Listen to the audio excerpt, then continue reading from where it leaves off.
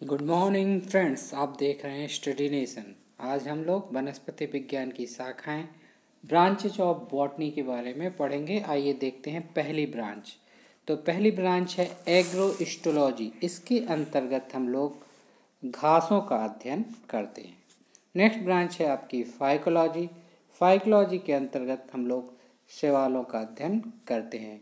बच्चों, शैवाल जो है क्लोरोफिलस नॉन वैस्कुलर थैलोफाइट्स हैं, अर्थात शैवाल जो होते हैं क्लोरोफिल युक्त और संवहन बंडल रहित, अर्थात जिसमें जाइलम और फ्लोएम नहीं पाए जाते, ऐसे पौधे शैवाल कहलाते हैं। नेक्स्ट है आपका एनाटॉमी। एनाटॉमी के अंतर्गत हम लोग पौधों की आंतरिक संरचना का अध्ययन करते हैं। अगली शाखा है आपकी एंथोलॉजी। इसके अंतर्गत हम लोग विभिन्न प्रकार के पुष्पों का अध्ययन करते हैं। अगली शाखा है बैक्टीरियोलॉजी। बैक्टीरियोलॉजी के अंतर्गत हम लोग विभिन्न प्रकार के जीवाणुओं या बैक्टीरिया का अध्ययन करते हैं। आइए अगली शाखा देखते हैं, बायोमेट्रिक्स। बायोमेट्रिक्स के अंतर्गत जीव वैज्ञानिकों के परीक्षणों का गणितीय विवेचन किया जाता है। अगली शाखा है बायोफिजिक्स। बायोफिजिक्स के अंतर्गत भौतिक नियमों के परिप्रेक्ष्य में जैविक क्रिया का अध्ययन बायोफिजिक्स में किया जाता है। अगली शाखा है हमारी ब्रायोफाइटा।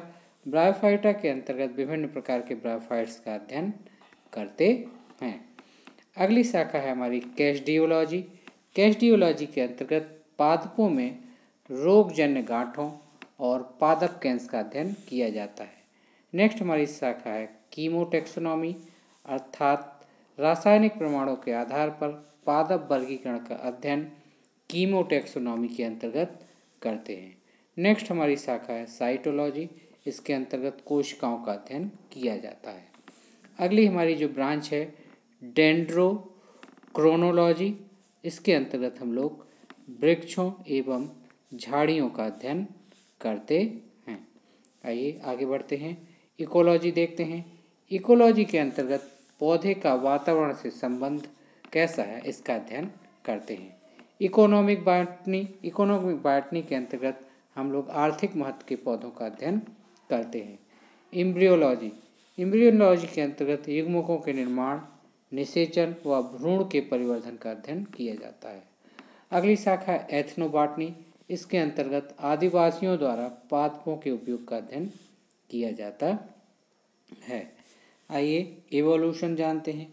एवोल्यूशन के अंतर्गत हम लोग सजीवों के विकास के प्रक्रम का अध्ययन करते हैं। अगली हमारी शाखा है एक्सोबायोलॉजी। इसके अंतर्गत अन्य ग्रहों पर संभावित जीवों की उपस्थिति का अध्ययन करते हम लोग हैं। फ्लोरिकल्चर के अंतर्गत सजावटी पुष्पों का संवर्धन किस तरह से किया जाए, इसका अध्ययन करते हैं। नेक्स्ट हमारी ब्रांच है फॉरेस्ट्री अर्थात वनों का अध्ययन। नेक्स्ट हमारी ब्रांच है जेनेटिक इंजीनियरिंग, और जेनेटिक इंजीनियरिंग के अंतर्गत हम लोग कृत्रिम जीन्स का निर्माण व स्थानांतरण कैसे होता है, इसका अध्ययन करते हैं। अगली शाखा है जेनेटिक्स। आनुवंशिकता और विभिन्नताओं का अध्ययन जेनेटिक्स के अंतर्गत करते हैं। जीरेंटोलॉजी के अंतर्गत आयु के साथ जीवों में होने वाले परिवर्तनों का अध्ययन किया जाता है। अगली हमारी शाखा है जीनियोलॉजी। इसके अंतर्गत पूर्वजों से पौधों और जंतुओं के विकास का अध्ययन जीनियोलॉजी के अंतर्गत करते हैं। अगली शाखा है हमारी हेरिडिटी। पैतृक लक्षणों का संतति में पहुंचने का क्या क्रम होता है, कैसे पहुंचता है, इसका अध्ययन हम लोग हेरिडिटी के अंतर्गत करते हैं।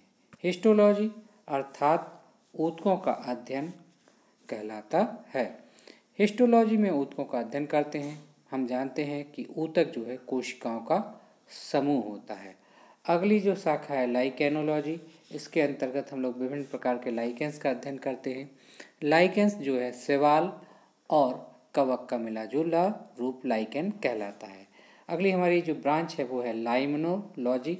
इसके अंतर्गत झीलों का जो अलवणीय जलीय पादपों का अध्ययन करते हैं।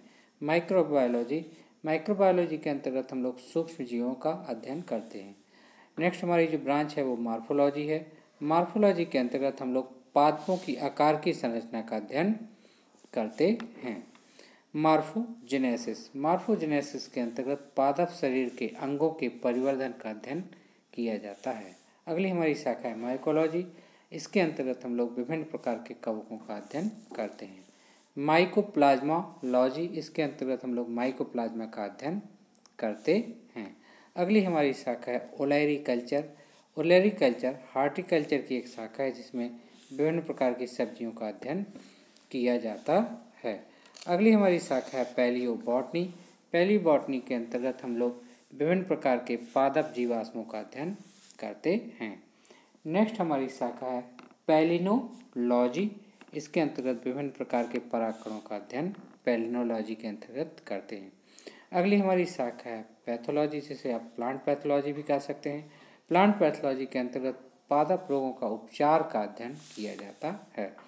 अगली हमारी शाखा है पैरासिटोलॉजी। इसके अंतर्गत पोषक तथा परजीवियों का संबंध क्या है, इसका अध्ययन पैरासिटोलॉजी के अंतर्गत करते हैं।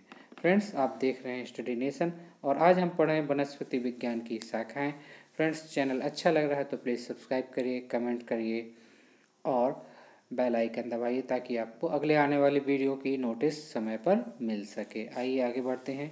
नेक्स्ट हमारी शाखा है पीडोलॉजी। पीडोलॉजी के अंतर्गत विभिन्न प्रकार की मृदाओं का अध्ययन किया जाता है। नेक्स्ट हमारी शाखा है फार्मेकोलॉजी। फार्मेकोलॉजी के अंतर्गत हम लोग औषधि पादपों का अध्ययन करते हैं।